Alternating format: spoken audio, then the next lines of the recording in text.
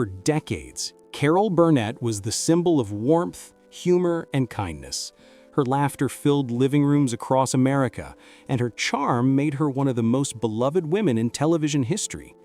But behind that trademark smile was a woman who had endured deep betrayal, humiliation, and heartbreak, often from the people she trusted the most.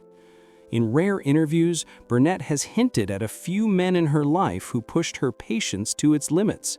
Men who, through arrogance, jealousy, or cruelty, reminded her that Hollywood's brightest lights can also cast the darkest shadows. Some of these were professional rivalries. Others were heartbreaks disguised as partnerships. But one man in particular left a wound so deep, even time couldn't completely heal it.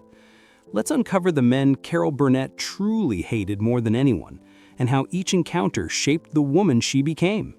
Harvey Korman, the betrayal behind the laughter. In the 1970s, The Carol Burnett Show wasn't just popular, it was the show. It defined an entire era of television. At the center of it all were Carol Burnett and Harvey Korman, two comedic powerhouses with chemistry so natural, audiences swore they were soulmates in another life. Together, they built something magical. Carol was the heart, Harvey was the bridge, and together they made millions laugh week after week. But as the cameras rolled, cracks began to form behind the scenes. Costume designer Bob Mackie later revealed that by the mid-1970s, Harvey had grown irritable and distant. He'd show up late, complain about scripts, and even ignore Carol between takes. It wasn't the playful teasing of coworkers. It was something colder. Some crew members whispered that Harvey had started to resent Carol's fame. While she was being praised as the queen of comedy, he felt like the forgotten prince standing in her shadow. Then came the explosion. It was April 1974. The cast was rehearsing a musical sketch with British singer Petula Clark. During one scene, a small lighting error left part of Harvey's face in shadow. Instead of shrugging it off, he snapped. He threw his script to the ground, shouting, "After all these years, can't anyone get it right?" Everyone froze. The crew, the audience, even the band went silent.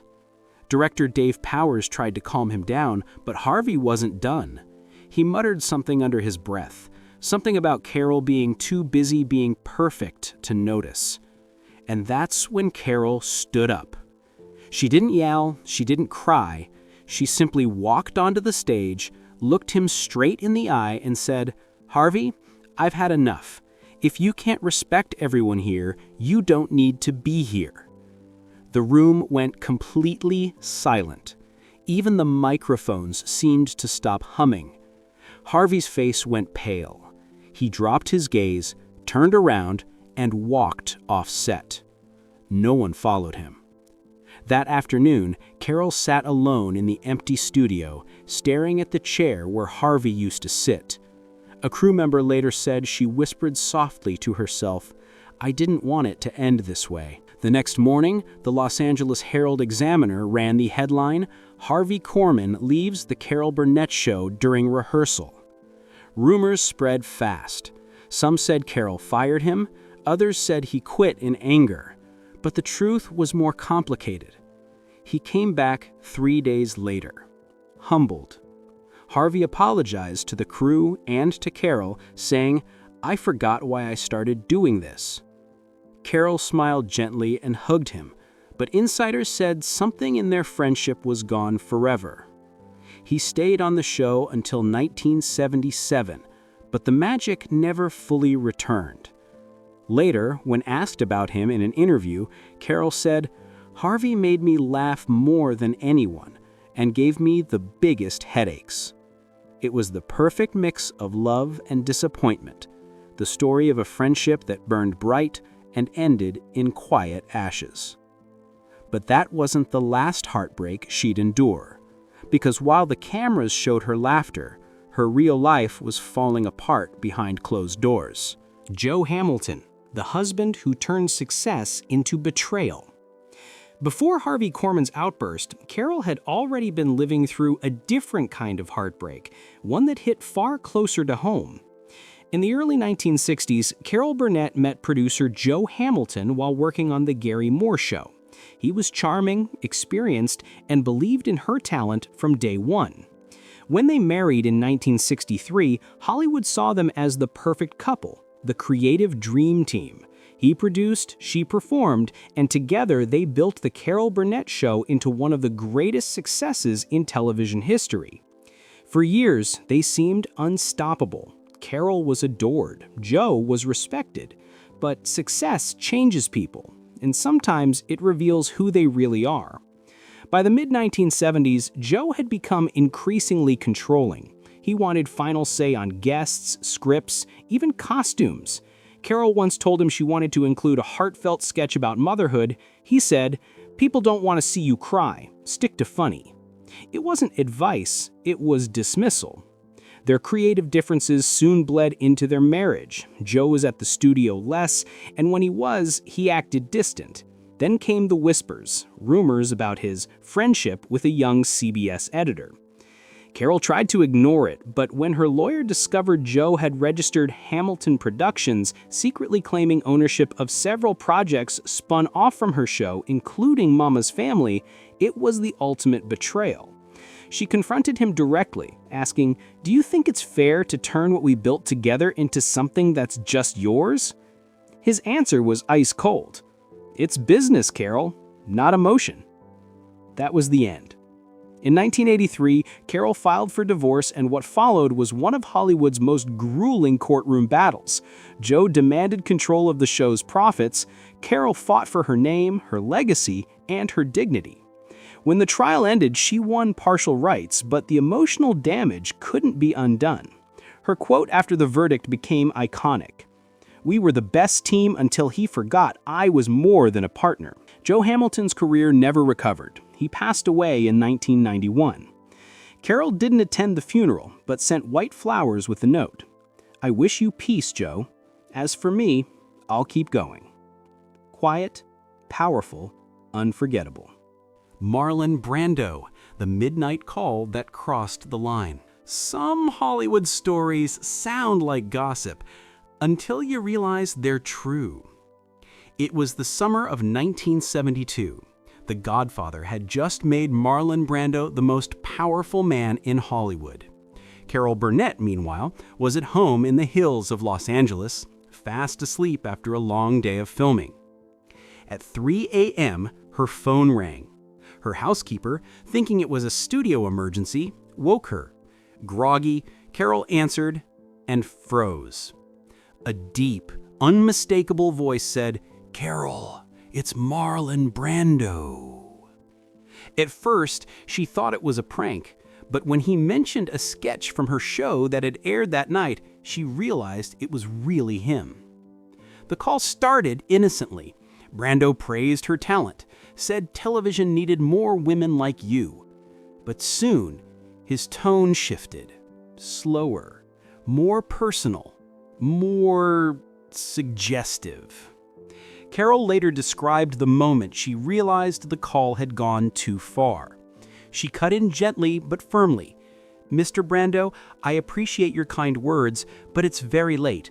I have an early call tomorrow." She hung up and thought that was the end of it. But by morning, it was front-page news. "Marlon Brando calls Carol Burnett at 3 a.m., screamed the Hollywood Reporter. Columnists speculated, gossip magazines ran wild, and one even claimed Brando had fallen for the comedy queen. Carol was mortified. She begged her publicist to kill the story, but it was too late. From then on, she refused to attend any event where Brando was present. Insiders even said her PR schedule had a private note: avoid events with Brando. Brando never apologized. When asked about it later, he shrugged it off, saying Carol takes things too seriously. That one remark, dismissive, arrogant, haunted her for years. It wasn't the flirtation that angered her, it was the lack of respect. From that night on, she stopped answering calls after midnight, not even from CBS. She'd learned that in Hollywood, boundaries weren't given. You had to draw them yourself. But the next insult wouldn't be whispered in secret. It would happen under the blinding lights of Hollywood's most glamorous night, with hundreds of witnesses watching. Cary Grant, the public humiliation. It was 1968. The Beverly Hilton Hotel was packed with legends: Elizabeth Taylor, Gregory Peck, Lucille Ball, and Cary Grant, who was receiving a Lifetime Achievement Award that night. Carol arrived in a stunning red gown designed by Bob Mackie. She was at the peak of her fame, beloved by millions. When the ceremony ended, she walked over to congratulate Cary Grant, one of her idols. A director nearby smiled and said, "Cary, have you seen Carol's show? The whole country loves it." Grant smirked and replied, "Oh, that show? The one where she waves her arms and makes faces? I don't understand why people enjoy that sort of thing." The room froze. Carol kept her smile, but her voice was calm, cutting, and unforgettable. Maybe people prefer laughing with real folks rather than perfection. Silence. She turned, walked away, and the entire table stayed quiet. 2 days later, the Los Angeles Times published a short piece titled "A Frosty Encounter at the Beverly Hilton." It hinted at tension between Grant and Burnett, and the public took her side instantly. Letters poured into CBS defending Carol. Fans were furious that a Hollywood icon had tried to belittle their favorite comedian. Carol never spoke publicly about it. She didn't need to. That same season, The Carol Burnett Show reached record-breaking ratings. She invited her close friend Lucille Ball for a special episode, and when asked about Grant later, she simply said, "The best response is when they turn on the TV and still see us there." Years later, when offered a film role alongside Grant, she declined, citing scheduling conflicts. A friend revealed she'd actually said, "I won't work with someone who looks down on laughter." Ironically, Grant later admitted in a biography that Carol made him uneasy because of how strong and confident she was. He meant it as a confession, but to Carol, it was proof that her biggest strength, being unapologetically herself, had always been mistaken for weakness by insecure men. Still, none of those feuds compared to the silent war that followed. A feud that lasted 50 years. Lorne Michaels, The Quiet Exile from Saturday Night Live. By all logic, Carol Burnett should have been one of the earliest hosts of Saturday Night Live. She was the first woman to lead a major comedy show, a pioneer who paved the way for generations of female comedians. But somehow, she never got the call. When SNL premiered in 1975, Burnett's show was still at its peak on CBS. Critics called her the queen of wholesome comedy, while Lorne Michaels was building something sharper, rebellious, edgy, and political. According to several insiders, Carol's name came up in the early planning meetings, but Michaels allegedly brushed it off, saying, "She doesn't fit the spirit of the show." In 1981, The Washington Post published an article claiming Carol had shown interest in multiple times, but NBC never responded. Fans were outraged. NBC issued a bland statement. "Guest hosts are chosen based on each season's tone." No one believed it. Carol remained silent, never speaking badly about Michaels or SNL, but those close to her said she was deeply hurt. In a 1980s interview with Larry King, when asked about it, she smiled and said softly, "Maybe I'm just not edgy enough for them." But decades later, when she turned 90, NBC aired a special called Carol Burnett, 90 Years of Laughter and Love. During an interview, a journalist asked if she ever regretted never hosting SNL. Her answer was legendary. "I guess they didn't need me, but I didn't need them either." That single line broke the internet. Within hours, the hashtag #InviteCarol2SNL began trending, as fans demanded that NBC finally make things right. Lorne Michaels never commented, but Hollywood insiders said the message was loud and clear. Carol Burnett didn't need an invitation to prove her worth. She had already built her own empire. When you look at Carol Burnett's life, a pattern emerges. Every time someone underestimated her, she came back stronger. Harvey Korman's ego couldn't break her kindness. Joe Hamilton's betrayal couldn't destroy her dignity. Marlon Brando's arrogance couldn't shake her boundaries. Cary Grant's mockery couldn't stop her from laughing. And Lorne Michaels' silence couldn't erase her influence. Each man taught her something different: patience, strength, self-respect, and restraint. In a world driven by ego and chaos, Carol Burnett's greatest weapon was grace. She didn't fight her enemies publicly. She didn't need scandals or revenge stories. Her revenge was quiet: success, longevity, and laughter that still echoes through generations. And maybe that's why her story resonates so deeply. Because behind the gentle humor and soft laughter was a woman who had every reason to be bitter, but chose not to be. When people think of Carol Burnett, they remember her warmth, her goofy sketches, her signature ear tug at the end of every show. But beneath all that was resilience, the kind that can only come from heartbreak. She showed the world that kindness isn't weakness, that humor isn't a mask, it's a weapon, and that sometimes the quietest people fight the hardest battles.